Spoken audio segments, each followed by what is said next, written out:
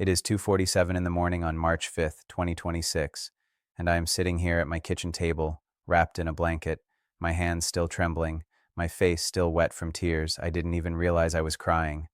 I have been awake for hours, not because I couldn't sleep, but because I was shown something so heavy, so real, so overwhelming, that I genuinely don't know how to carry it alone anymore. And I tried. I really, really tried to tell myself to wait until morning. I told myself nobody wants to hear this at 3 in the morning. I told myself people would think I was out of my mind. I told myself maybe I misunderstood what I saw. Maybe I'm still processing it wrong. Maybe I should pray more before I open my mouth. But every time I closed my eyes, I saw it again. And every time I tried to set it down and go back to bed, I felt this weight pressing on my chest like a hand, like a voice, saying, "You cannot stay silent. Not about this, not tonight. This cannot wait." So here I am, 2:47 in the morning. I am not polished. I am not prepared, but I am present, and I need you to hear this. Before I go any further, I want to acknowledge something. Some of you are going to be skeptical about what I'm about to share, and you know what? I understand that. I would be too. I've been skeptical of things like this before. I've watched people share experiences and thought to myself, how do you really know? How do you know you're not just processing something emotionally and dressing it up in spiritual language? I've thought that. And so I'm not asking you to turn off your critical thinking. I'm not asking you to believe me uncritically. I'm asking you to hold the question open long enough to hear the whole thing, because what I was shown was not vague. It was not impressionistic. It was specific and sequential, and it landed with a weight and a clarity that I have never experienced before in my life. And the reason I'm here at 2:47 in the morning telling you about it instead of sleeping is not because I had a vivid dream that faded when I woke up. It's because every time I close my eyes, it's still there, just as clear as when it happened. And something in me knows that clarity is not for me alone. I don't know exactly why you clicked on this. Maybe it was the title. Maybe it was curiosity. Maybe something in you felt pulled in a direction you can't fully explain, and you followed it here at whatever time it is in your life right now. But I want you to know, I don't think it was an accident. I believe with everything in me that the people who are meant to hear what I'm about to share have already found their way here. You might be in a season of serious questioning. You might be carrying someone you love in your heart right now, someone who doesn't believe, someone who walked away a long time ago, someone you've been praying for and not seeing any movement, someone who is hostile to the very idea of faith, someone who has never been given a real reason to consider it at all. And if any of that describes you or someone in your life, I need you to stay with me through this entire thing. Don't skip around. Don't check out after a few minutes, because what I'm about to share is going to break something open inside you. And maybe, just maybe, that breaking open is exactly what you and the people you love have been waiting for. I want you to also know that I almost didn't share this. I sat here for a long time arguing with myself about it, about whether it was real, about whether I was the right person, about whether the timing was right. And every time I thought I'd talked myself out of it, the weight came back. The same pressing I described from 3 weeks ago, but concentrated, like the message itself refusing to stay inside. And finally, I stopped arguing, and I opened my phone. And here we are. I have to be honest with you about something before I start. This is not a comfortable message. I'm not going to tell you everything is fine and everyone ends up okay, and love wins in the way that phrase gets used to mean nobody faces real consequences. I am not going to smooth over what I saw with pretty words that feel good, but don't carry any real weight. But I am going to tell you the full truth, all of it, including the part that absolutely broke my heart, including the part that made Jesus himself weep in a way I have never witnessed and hope never to witness again in my life. And I'm going to tell you what he told me to tell you, because when I asked him if I should share this, he didn't hesitate. He said, they need to hear this now, not eventually, now. So I'm here. Please, if you're driving, find somewhere to pull over. If you're distracted, put the other thing down and just listen. If you're someone who doesn't usually take things like this seriously, I am genuinely asking you to give me a few minutes, just this once, because I believe with everything I have that this message was placed in front of you for a specific reason, and the worst thing that could happen is you hear it and decide I'm wrong and move on with your life. But the other possibility is that something in what I share tonight is exactly what you needed to hear, and I'd rather risk sounding foolish than let that possibility pass. I want to tell you how this all started because the context matters. About 3 weeks ago, I began experiencing what I can only describe as a pressing, this ongoing sense of urgency that I couldn't shake, that followed me through my days, that woke me up at night, that settled over ordinary moments, like a weight. Not fear exactly, more like the feeling you get when you know something important is coming and you don't know whether you're ready, but you know you need to be. I started spending more time in prayer and more time in silence. I told my family I needed some space, some room to process whatever was building. I didn't fully understand what was happening yet. I just knew that something was, and that I needed to be still enough to receive it. Then 7 nights ago, on a Sunday, I had an experience that I have been trying to find adequate language for ever since. I had gone outside late in the evening. It was bitterly cold. There was deep snow on the ground and heavy snow loaded into the branches of the trees around the property, and everything was completely still in the way that deep cold makes everything still, the kind of quiet that feels deliberate, like the world is holding its breath. And I stood out there looking up at the sky, and I felt small in a way that wasn't unpleasant, just true. And then the sky began to do something I had never seen before in my part of the world. The aurora borealis had come, not faint wisps, the way you sometimes see in photographs or in someone else's video. Full moving curtains of light, green and violet and white shifting and breathing and folding into each other, stretching all the way across the mountain sky above the snow-covered trees like something alive.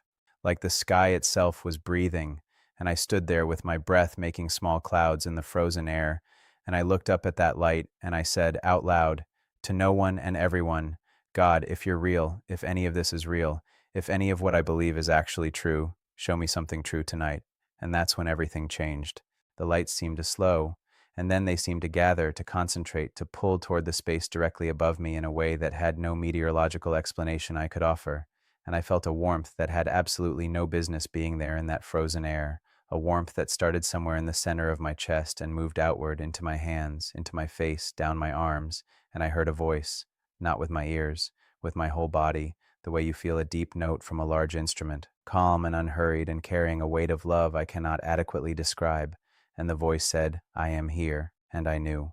The knowing was not intellectual. It wasn't a conclusion I reached. It was a recognition. I knew the way you know your own name. This was real. This was him. He stood with me under those lights. I couldn't see a physical form exactly. I couldn't point to a shape or describe features the way someone describes a person they passed on the street. But I felt presence the way you feel another person in the room with you. Weight, reality, the unmistakable sense of being seen by someone who actually sees you. And the aurora kept moving above us in a way that felt like it was marking the moment. Like heaven itself had lit up to witness what was about to happen. And I said, shaking now, I said, why are you here? What do you want me to know? And he said, I want to show you something. I want to show you what grieves me. And then I want you to tell them. And I need you to understand what it felt like to hear that, because when he said tell them, I felt the word them like a weight. Not an abstract audience, real people, specific people, the people who are going to watch this and the people they're going to think of while they're watching it. The message was never just for me, it was always passing through me toward someone else, and the urgency of that, the specific directedness of it, is why I can't sit on this. He showed me 7 things, 7 specific things, one after another, building on each other the way a complete picture builds out of its individual parts. I'm going to share all 7 with you now. I'm going to hold nothing back. But I need you to know up front that the 7th thing, the final thing he showed me, is the thing that undid me. It's the thing that has me sitting here at 2:47 in the morning, unable to close my eyes without seeing it again. I'll get there. I promise I'll get there. But you need everything that comes before it to understand why it hit the way it did. So stay with me, all the way through. Don't skip to the end. It won't land the same way if you skip. The first thing he showed me was a door, not a metaphor, not a symbol floating in abstract space. A real door, wooden, weathered, old in the way things that have existed a very long time are old, standing alone in open space under that aurora sky with nothing attached to it on either side. Just the door, freestanding, real, and I knew, the way you know things in moments like this, that this door represented a threshold, a crossing point, the moment between this life and what comes after it, the moment every person who has ever drawn a breath will eventually reach. And he said every person who has ever lived walks through a door like this, every single one, without exception. The question, he said, and he said it quietly and without performance, the question I want you to sit with is not whether the door exists. Everyone walks through the door. The question is what is on the other side for each person. And he stood with me in the silence that followed that and let me feel the weight of it. I stood there looking at that door, and I felt the full reality of what he'd said pressing in on me. Every person, every human being who has ever existed, every parent and child, every old person who lived a full life and every young person taken too soon, every kind stranger and every difficult one, every person you passed today who you'll never know the name of, every person sitting in a hospital somewhere tonight, every person laughing with friends right now who has no idea this is coming for them too, all of them, walking through. And I started to tremble, and not because of the cold. He said, "The door does not open differently for kind people than for unkind ones. It does not consider how much you gave to charity, or how many people you helped, or how good your intentions were. It does not weigh the amount of harm you avoided against the good you accomplished. It opens the same way for everyone. What matters," he said, "is what has been settled, what has been resolved between you and me before you reach it. Because the only thing that goes through that door with you is what was decided here. That's the first thing." And he gave me time to sit with it, and I'm giving you time to sit with it now before we go on. The second thing he showed me was a field, enormous, wide and open, stretching further in every direction than I could see, and in that field there were people, countless people, more than I could begin to number, standing, moving, milling, some in groups and some alone. And I noticed something immediately. They were separated, not by walls, not by anything physical keeping them apart. They were simply in different places in that field, drawn there by something in themselves, by the direction they'd been facing for the years of their lives. And some of them were moving, slowly but clearly, toward a light in the far distance, a warm, golden, living light that pulsed with the quality of a heartbeat, that called without sound, that drew without forcing. And some of them had their backs to that light and were standing very still, or moving away from it, as if it wasn't there, or as if they'd decided it wasn't relevant to them. And some were looking toward the light with their eyes, but standing with their feet pointed in the other direction, uncertain, pulled, not yet moved. And he said to me, "This is the moment. This is the season you're in right now. The field is still full. People are still in it." And he said, "You see the ones facing away?" And I said, "I see them." And he said, "Many of them were never told. Many of them were never genuinely shown. Not because I didn't love them, not because I gave up on them, but because the people I sent to tell them were afraid, or too busy, or too comfortable, or too concerned about how it would be received." And when he said that, something shifted in my chest in a way I can only describe as a blade, because I knew he wasn't only talking about other people, he was talking about me. I thought about every conversation I had ever found a way to sidestep. Every time I felt that familiar nudge and decided to ignore it. Every time I told myself it wasn't the right moment, or they won't want to hear it, or I don't want to make things weird, or they know what I believe, they can come to me if they want to talk about it. And I understood in that moment, standing in that field under those lights, what those decisions had actually cost. Not just me, other people, people whose faces I might never know.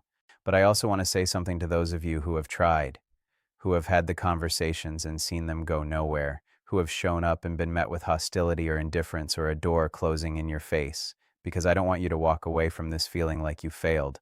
What he showed me was not that success is guaranteed. He showed me that presence is required. Those are different things.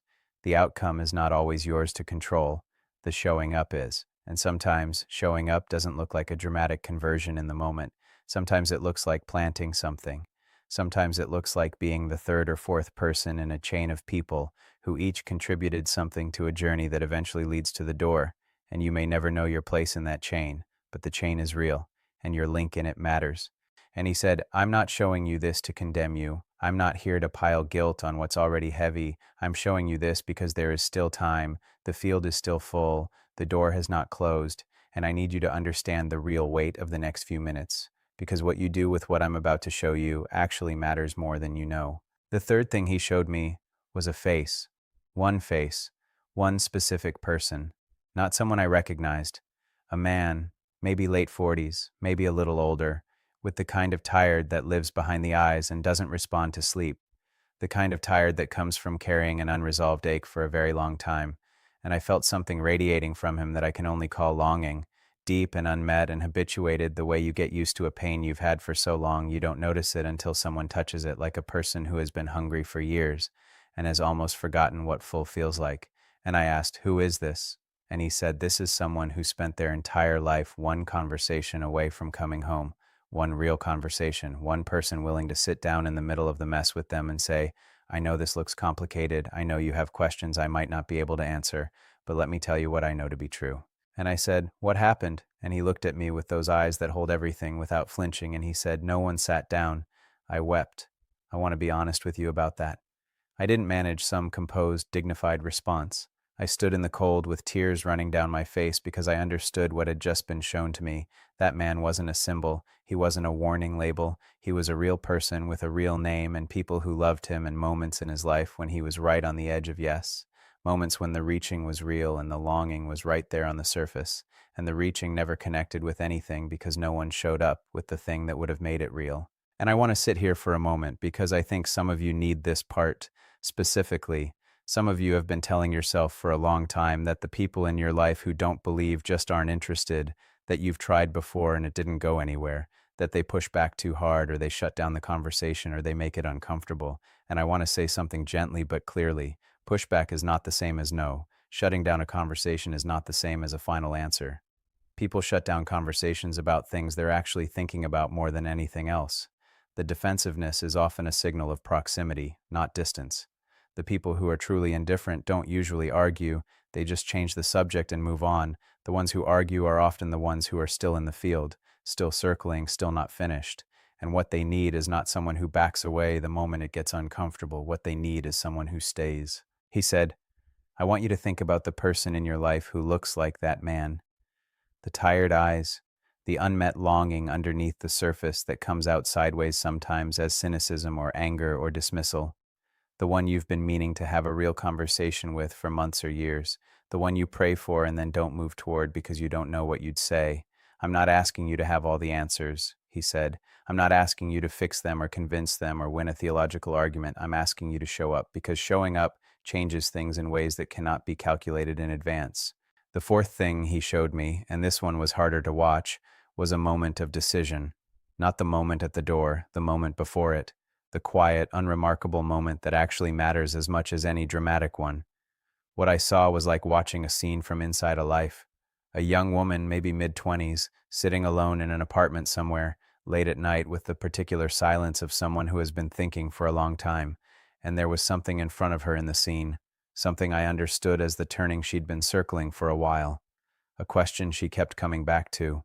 A door of her own that kept appearing and that she kept walking past. And you could feel, standing there watching, that she was close, right on the edge of something real, the way you feel heat from a fire before you see the flame. She was right there, and then her phone lit up. And the pull of the ordinary world was stronger in that particular moment than the pull of the thing she'd been reaching toward. And she looked at the screen and came back into the surface of her life. And the moment passed, and she set down what she'd been almost holding, and she went to bed. And I watched it happen, and I felt something in me that was grief and urgency and something close to desperation all at once. And he said, "This is what grieves me. Not the ones who have considered the question fully and said a clear no. Not even them, because I keep reaching even for them. But the ones who keep almost. The ones who live at the edge of yes their whole lives and never cross over, not because they decided against me, but because the moment kept getting interrupted and they never built the momentum to come back to it." And he said, "I never stop reaching for them, but I will not override the will I gave them. I will not force the door open. I will not remove the choice." He said every almost moment was a real moment, every single one, and every one of those moments still has the potential to become a yes if someone will help hold it open long enough for them to step through. That's why I need you to tell them, not because I've given up, but because sometimes a voice from outside breaks through where silence from inside couldn't. I need you to hear that. He has not given up on the people you're thinking about right now, not remotely. The fifth thing he showed me was a comparison. Two people. Same general age, similar life circumstances, similar kinds of difficulty and loss and confusion. One had said yes to him years ago, and it hadn't been a clean or easy path. There had been real loss and genuine confusion and seasons when the faith felt less like a rope and more like a barely visible thread, seasons of doubt, seasons of distance, but the thread had held, and I watched this person move through hard things with something underneath the hardness, a foundation that bent in the wind but didn't give way. And when the door came for this person, I watched something happen that I don't have words adequate to describe, a recognition, the way you recognize home after a very long time away, not the end of a life, but the arrival at what the life had been building toward, something being completed rather than something being lost. And then I watched the second person, who had spent the same number of years with more ease in some ways, more comfort, more success by the measures that get counted, who had been genuinely kind in many moments, generous with time and resources, who had done more visible good by the world's accounting, but who had never resolved the question, who had always kept it at arm's length, who had always said, not yet, maybe when I have more time to think about it, when things settle down a little, when I'm at a different place in life. And when the door came for this person, I watched something I cannot fully put language to, not punishment in the dramatic sense the word often conjures, but absence. A vast, terrible, hollow absence of the thing that had been available to this person every day of their life. An absence that wasn't new. It was familiar. It was the same hollow ache that had been there underneath the busy years and the good works and the achievements, just with nothing left to fill it with, and nothing left to distract from it. And he said, and his voice carried everything when he said this, I do not want that for anyone. He said it the way a father says something after watching a child make the choice he begged them not to make. I do not want that for a single person in that field. And then he said, this is what I need you to understand about the people who don't believe. It is not that they are worse. It is not that they are less loved. It is that something was never made fully real to them, or it was offered poorly, or they were wounded by someone who claimed my name and behaved contrary to everything I am. And I have felt every one of those wounds, every single one. I have grieved over every distortion and every harm done in my name. And I am still reaching, through moments of beauty they can't explain, through dreams, through the persistent longing they keep misidentifying, through people like you if you'll go. And I want to stay here for a moment because I think this part matters for a lot of people watching tonight. There are people watching who have someone in their life who is not just indifferent but actively opposed, someone who was hurt by the church, someone who was damaged by a person who used religious language to control or wound or diminish them, someone who has constructed a whole framework of understanding around the absence of God, because letting that framework go would mean reopening something that cost them enormously to close. And if that's the person you're carrying in your heart right now, I want you to hear what he said. He sees every wound. He sees every distortion. He grieves every harm done in his name by people who were not reflecting him accurately, and his reaching toward that person is not oblivious to what was done in his name. It carries full awareness. It is reaching through the wound, not around it. And what that person may need from you is not an argument about why what happened was an exception, or why the institution is still worth trusting, or why they should give it another chance. What they may need is someone who doesn't try to argue the wound away at all. Someone who just sits with them in it and says, what happened to you was real and it was wrong, and the one whose name was used that way is not who they made him out to be. Let me tell you who he actually is. That conversation, he said, can open something that nothing else could open, because what wounded people often need is not correct information.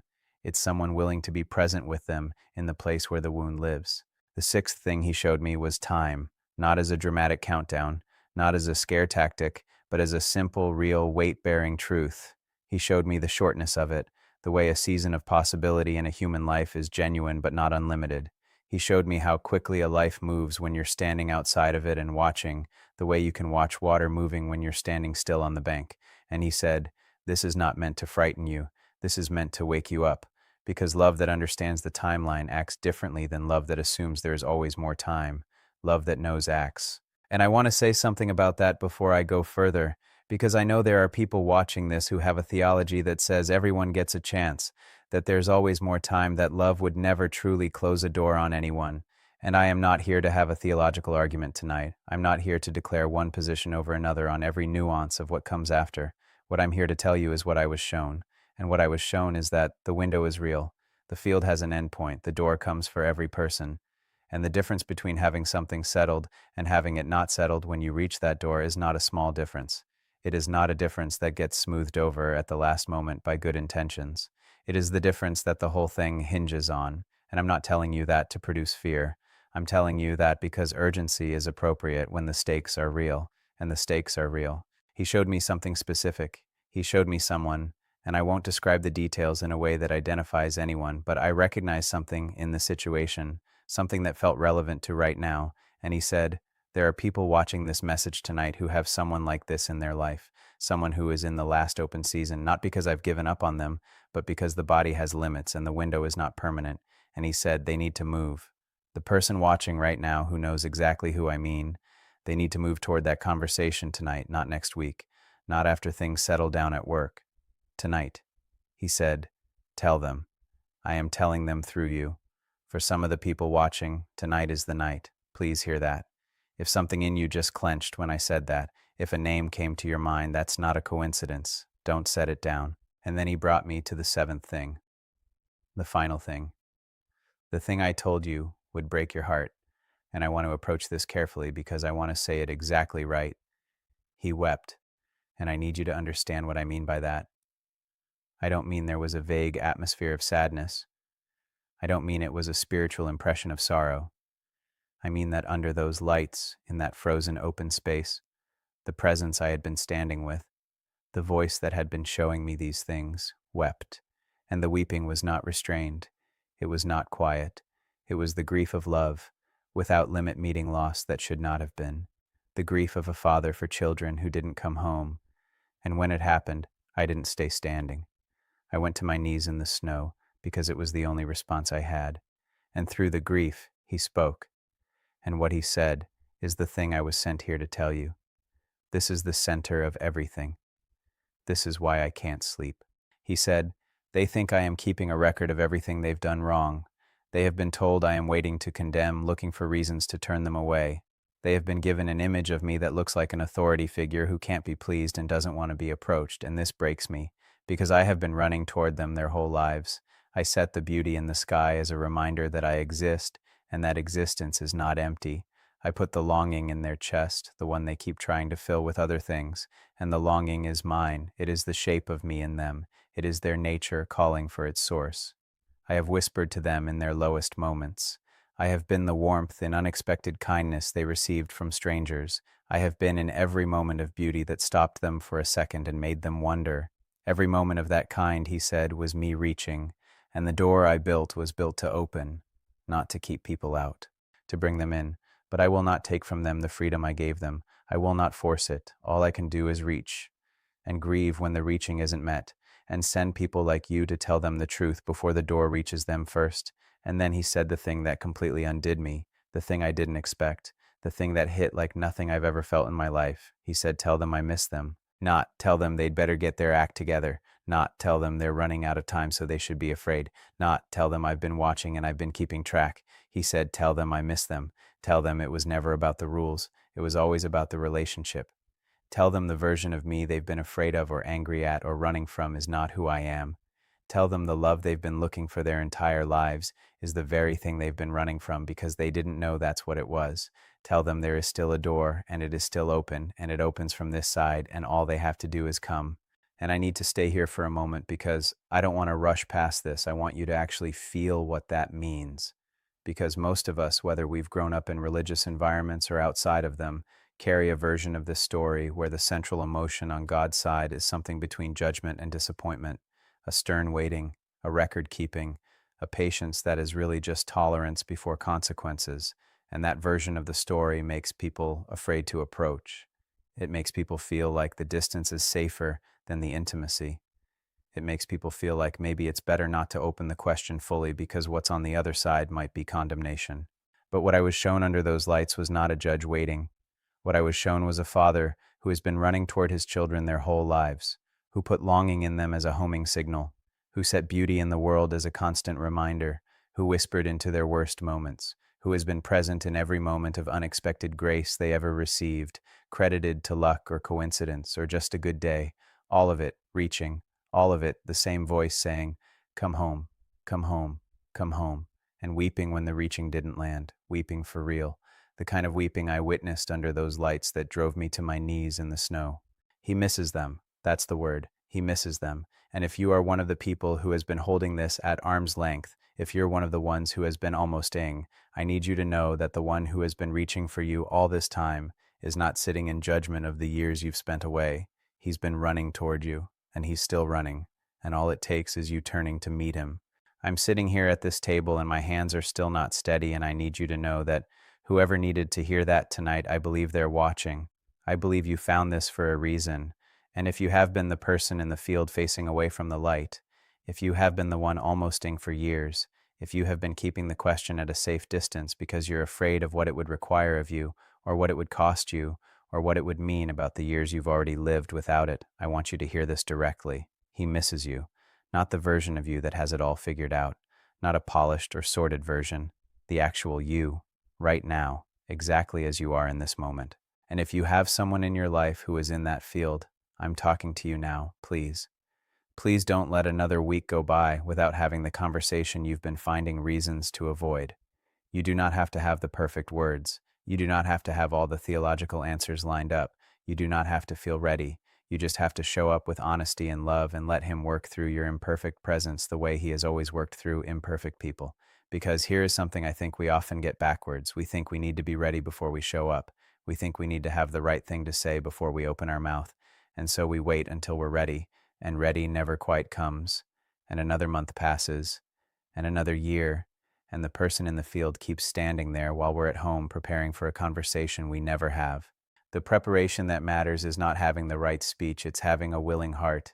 It's showing up with the genuine love for that person that you already have and letting that love make you brave enough to say, I care about you and there's something I want to talk to you about.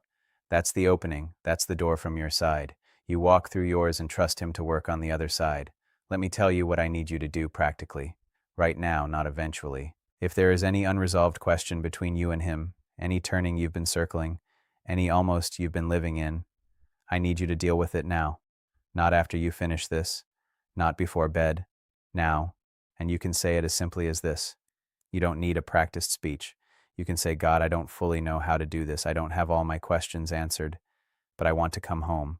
I want whatever is on the other side of that door when it opens for me to be you.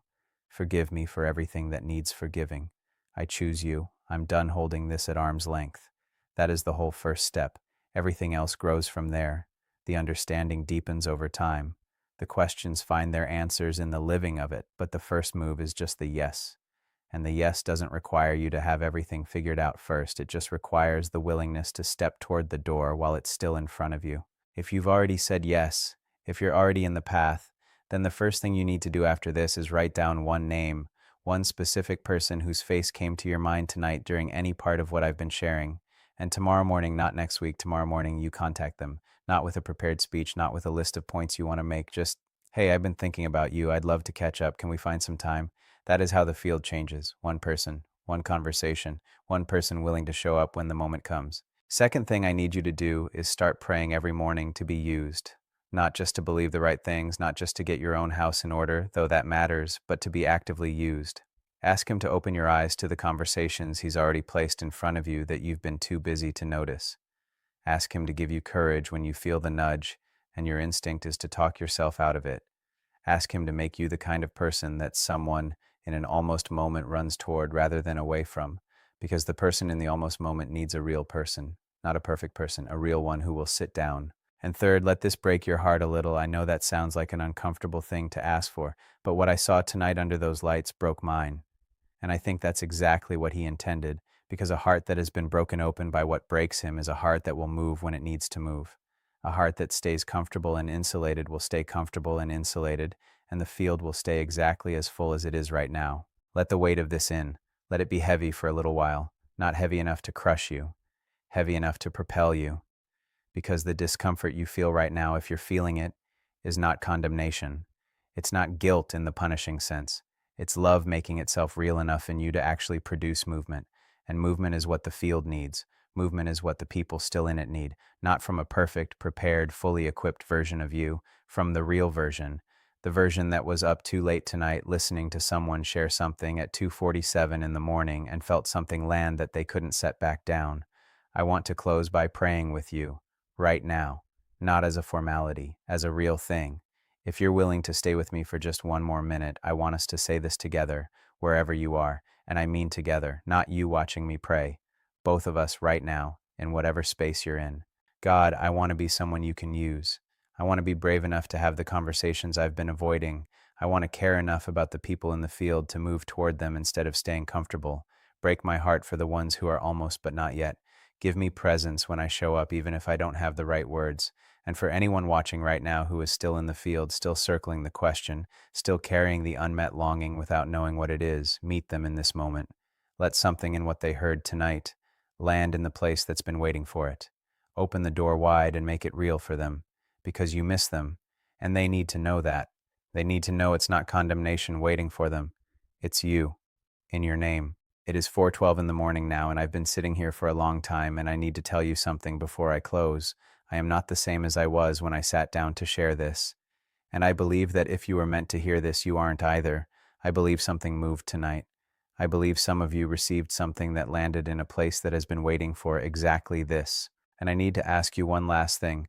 Share this, not for numbers, not for any reason that has anything to do with me. Share it because you know someone whose name came to your mind while you were watching this. You know someone with the tired eyes and the unmet longing. You know someone who has been almosting for years and just needs a door to open at the right moment. You know someone who was given a distorted version of him and has been running from a version of him that isn't real. Maybe this reaches them.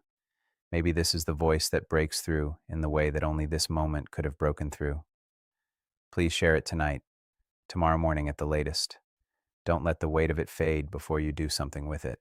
And I want to close by telling you what he said as I walked back inside, and the aurora was still moving behind me over the mountain, still breathing over the snow-covered trees, still marking the space where something real had happened.